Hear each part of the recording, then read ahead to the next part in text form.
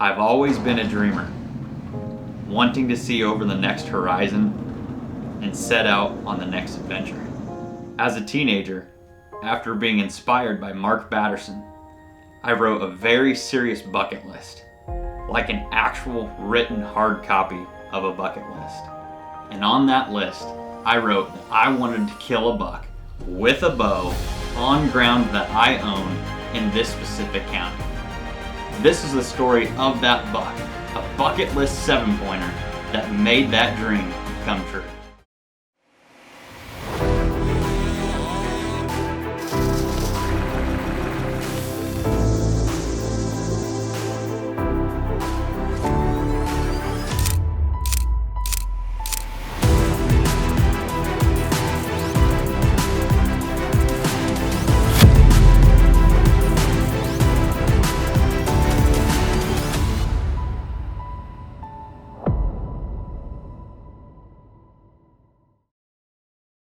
In October 2021, after being extremely picky about buying a farm, Madison and I purchased a farm that was certainly not a turnkey hunting farm. However, we saw great potential in its layout due to its isolation from neighboring timber and the ability to access the cover from multiple directions. The weekend we closed on the farm, we had a good buck pass through on trail camera, and we dubbed him U-Haul, the buck from move-in weekend.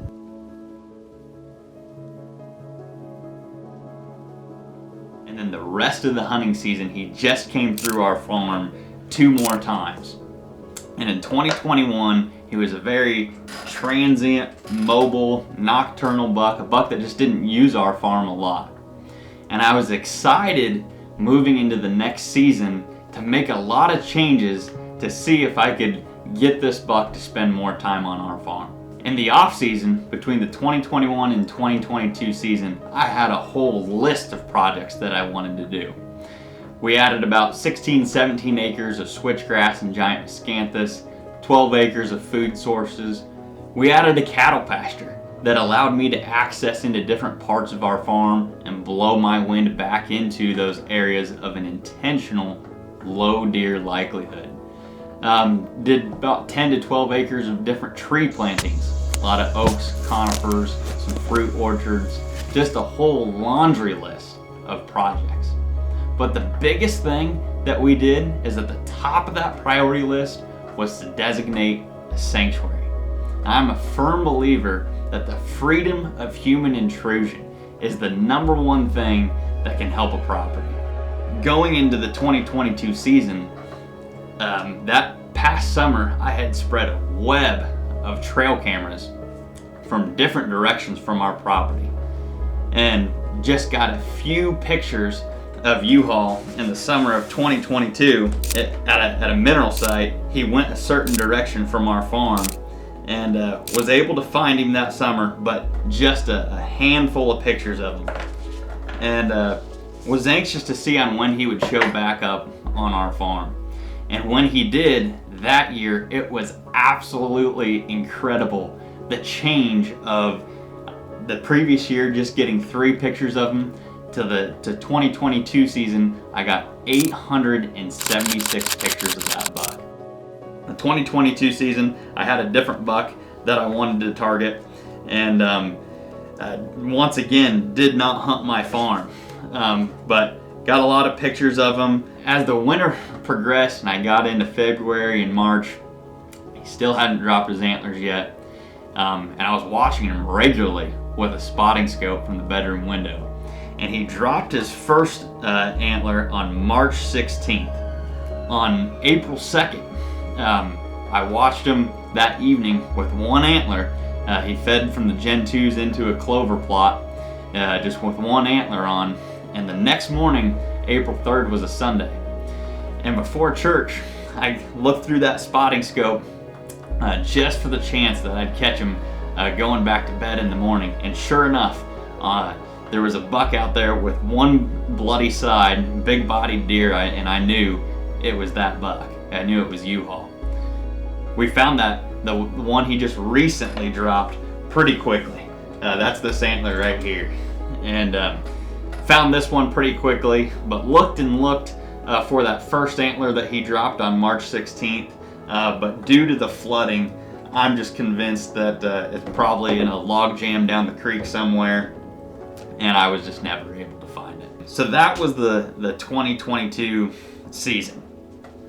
Going into 2023, I was excited to see what he might become, and that summer I wanted to really hone in on where he was spending the majority of his time in the summer. And I knew which direction I needed to go, but I thought I needed to go farther that direction. And sure enough, it didn't take much searching, and I found that summer hideout. And in the summer of 2023, he grew probably his biggest rack. It was his biggest rack in 2023.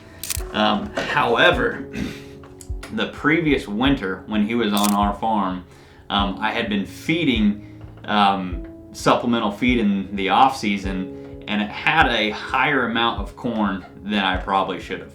And he developed an abscess on his jaw. His right antler did not grow quite as well as the left antler. The previous year, he had a big frame. Both sides were pretty symmetrical. But the next year, one side grew quite a bit better than the other. And I think it might have had to do with that abscess on his jaw and the feed compaction that might have caused that right antler to not grow quite as well. And that summer was fun to watch him. He was just a regular in a spot where there just wasn't a lot of deer. And I referred to that summer as the summer of love because in that spot there just wasn't a lot of deer, and U-Haul would come to that mineral site with a doe. And I just have never seen a situation where a mature buck would spend that much time with a doe in the summer months. So I put a couple hunts in for U-Haul in October of 2023, but my main focus was on a different buck for the upcoming rut, a buck called Born Again. Going into the off season, into the winter months, started supplemental feeding, and U-Haul was certainly a regular at that feeder. That year, he didn't drop his antlers. It wasn't in March, it was into April when he dropped his antlers. And specifically, I believe the first one dropped on April 4th, and the second one dropped on April 6th. And the very next day, I was out there looking for those antlers.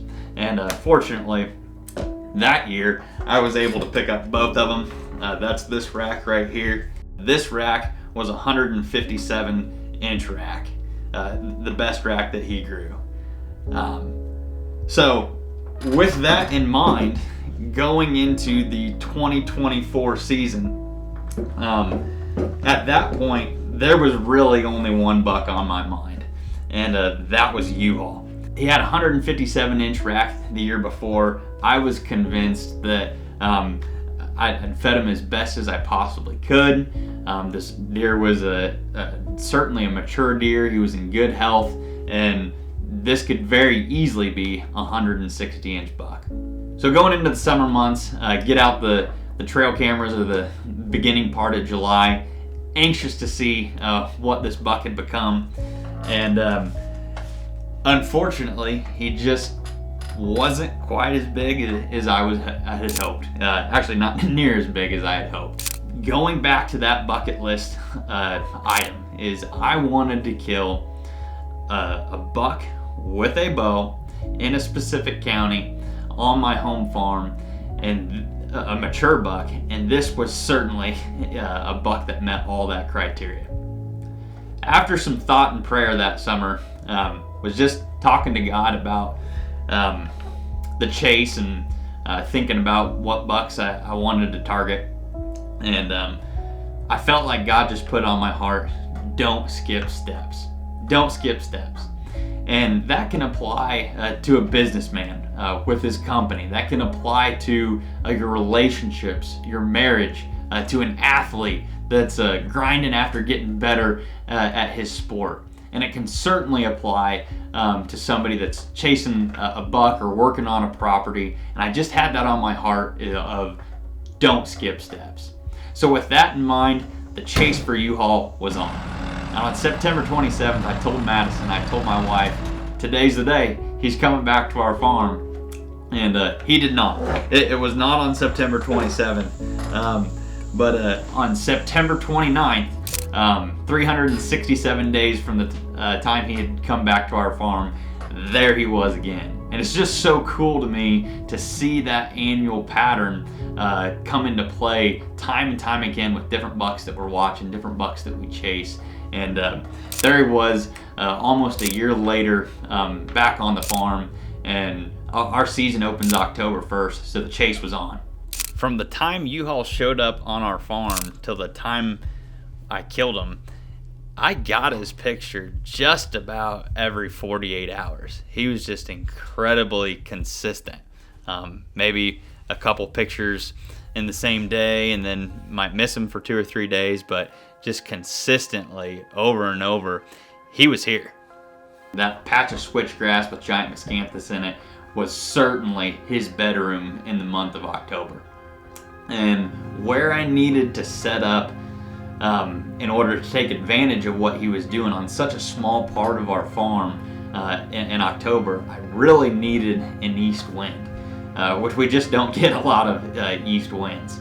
And we had like 3 or 4 east winds that October, and almost all of those east winds, I was at that spot and saw them in daylight on those October hunts, but unfortunately just did not have them in bow range. So we get into the early part of November and I start hunting morning and evening. And at that point, he's showing up on more cameras and more different places, becoming even more daylight active, and bounced around, started really just grinding after him November 1st, November 2nd, November 3rd, and just getting after the hunting both morning and evening, and filmed him several different times, but once again just had not had him in bow range yet.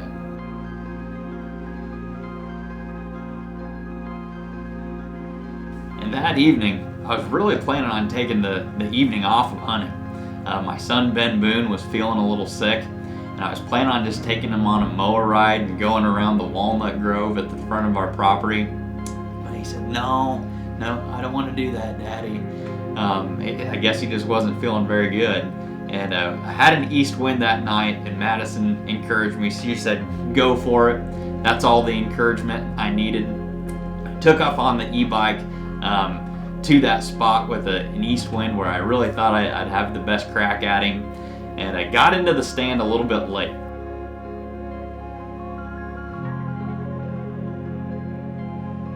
So as I get to the stand, there's a doe and a little buck chasing each other around within 50 yards of the tree. And within minutes of being in the tree, I'm still getting set up.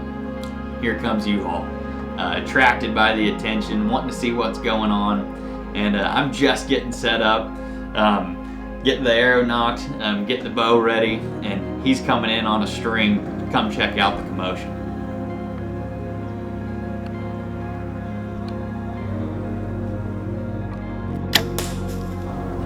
I just shot U-Haul. Thankful for the opportunity. The shot looked a little far back, but I think he'll be done here in a few hours. So the journey of chasing a specific buck has highs and lows, and when the joy of the Lord is your strength, you've got a baseline and never get too high, never get too low. So we'll see what happens in a few hours. So in the heat of the moment, I took a shot that I should not have taken, and I take full responsibility. He was within 20 yards, but he was a little quartering to, and I put that close. I knew I could put the arrow exactly where I wanted to, but he was quartering to me enough that I should not have taken the shot. I take full responsibility for that shot. So he hops away, he takes a few hops, and I'm just filming him at that point. I can see he's taking deep breaths, and as he walks away, he kind of teeters a little bit. And I'm thinking, hey, this buck's going down very quickly. But I get back out, I get out of the stand, go back home, review the aftermath footage of the entry and the exit on the buck, and the exit was farther back than I wanted. It just didn't look like the best exit. So decided to do what was a tough thing to do, but I knew it was the right thing to do, and it just needed to give him time.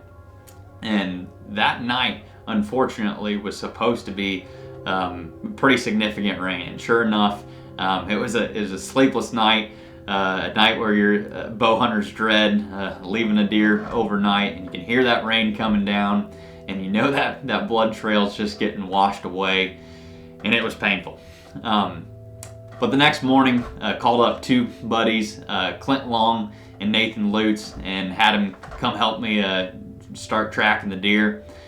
And the track job was not much of a track job, as sure enough that rain had washed away all signs of blood, and it turned more into a search, more of a grid search. I had a general idea of which direction the buck was going, and thankfully one of my buddies found the buck, but he was still alive. 16 hours after being shot, U-Haul is still head upright and alive.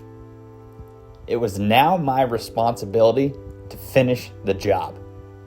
So the rain that had been so frustrating as it washed away all signs of blood ended up being a huge blessing in disguise, as it gave me the opportunity to put a 2-hour stalk crawling into position on a mature buck. A daunting task if one stick breaks or one little leaf crunches too loudly. The game could be up. Thankfully, on soft leaves, I slowly crept to within 20 yards of U-Haul, rise up, pull the Matthews back, and finish the job. So it was certainly a mix of emotions walking up on this buck. Just sorrow from injuring a buck, but happy and excited to recover the deer.